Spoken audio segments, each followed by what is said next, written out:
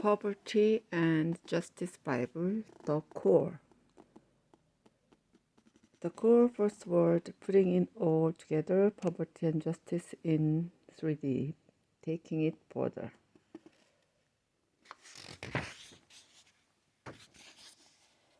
The Poverty and Justice Bible, first word. It's no coincidence that in the scriptures poverty is mentioned more than 2,100 times. It's not an accident. That's a lot of airtime, 2,100 mentions. You know, the only time Christ is judgmental is on the subject of the poor, as you have done it under the list of these my brethren, you have done it unto me. Matthew 25:40.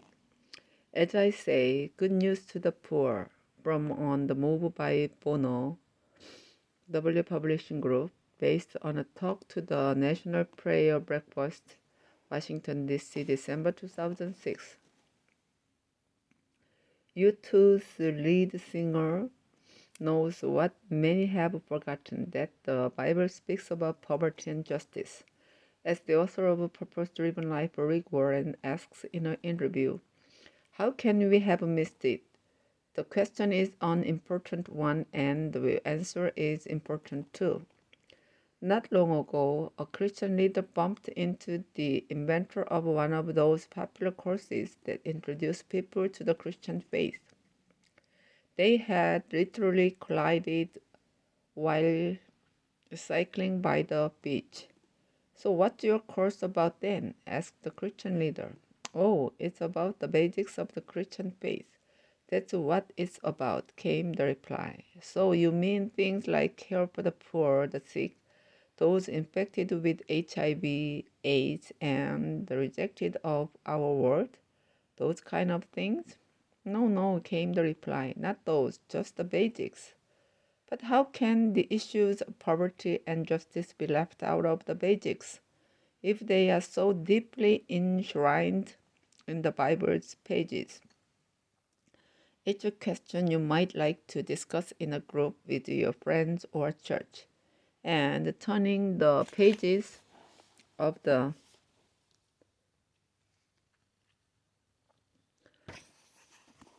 poverty and justice Bible will help you find the answer.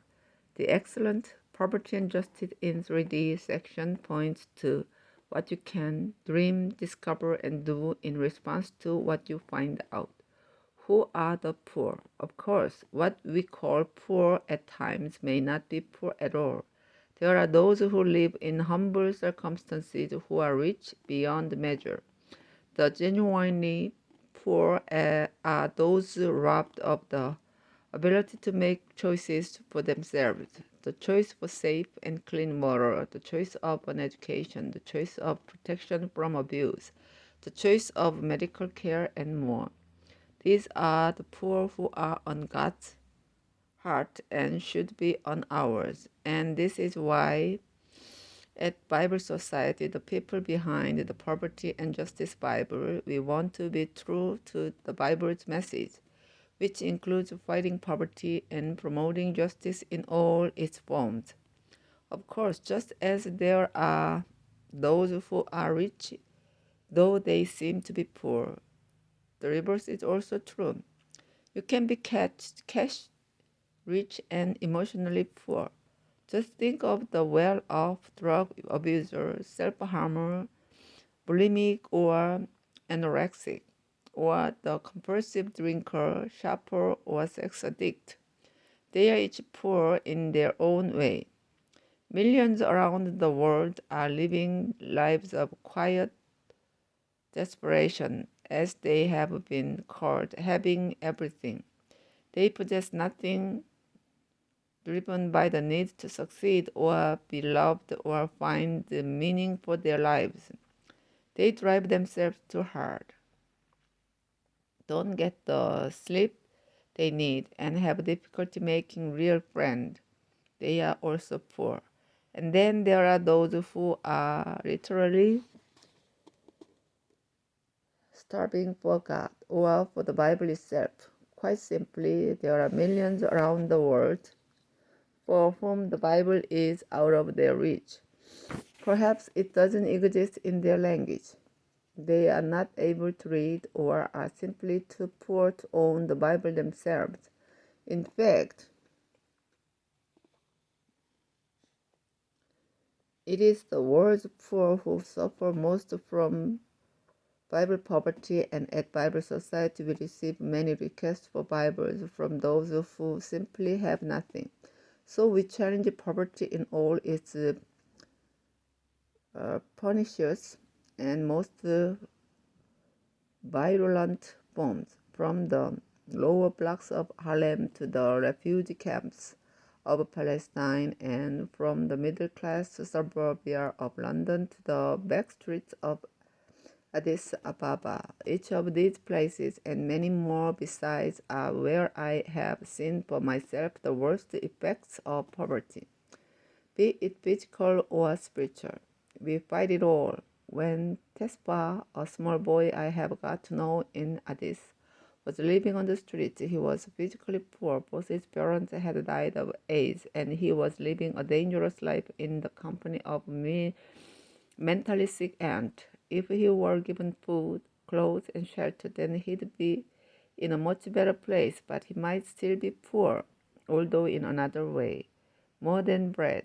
To quote the words that Jesus used, people can't live on bread only, but on every word that comes from the mouth of God. To put it simply, it is not enough for people to have the ability to live. They also need a reason for life. It is easy to forget the emotional and psychological scars that the traumatic experience of hunger leaves with people. They can feel desperately unloved and totally worthless, hopelessly insecure, and needing to protect themselves from other people at all costs. That's the other kind of poverty. We want to tell them that they are both loved and safe, if only we can find a way to reach them.